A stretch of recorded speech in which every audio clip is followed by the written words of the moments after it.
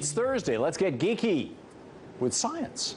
Researchers have found that high fructose corn syrup can cause reactions similar to those caused by cocaine. Scientists in Canada discovered that in rats, high fructose corn syrup can cause behavioral reactions very similar to those produced by drugs that are abused, like cocaine. High fructose corn syrup is arguably a form of sugar, and it's made from corn, although it's chemically modified substantially. It's not just a corn extract. And it is used as a sweetener in a lot of our sweet foods, drinks, donuts, chocolate bars, things like that. So in this experiment, rats were fed foods containing varying levels of high fructose corn syrup. Next, the rats were given access to a lever which controlled how much syrup they could receive. The more concentrated the syrup, the more the rats worked to get their little feet on it.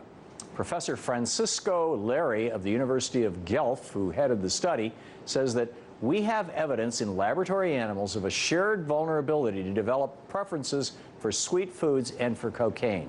There is now convincing neurobiological and behavioral evidence indicating that addiction to food is possible.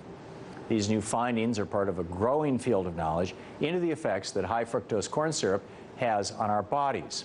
So research conducted in 2010 at Princeton University found that rats fed a sugary diet became nervous and anxious when the sugar was removed from the diet. The rats were thrown into a state of similar anxiety to the kind of stress that people feel during withdrawal from addictive drugs. And while word has gotten out that high fructose corn syrup should be eliminated from our daily diets because of its potentially harmful effects, that can be easier said than done. As the Daily Mail points out, high fructose corn syrup can be lurking in some foods you'd never even think of. For example, some brands of canned tuna contain the sugary substance, while some types of bread and even mayonnaise contain high fructose corn syrup as an ingredient. So what's the bottom line here?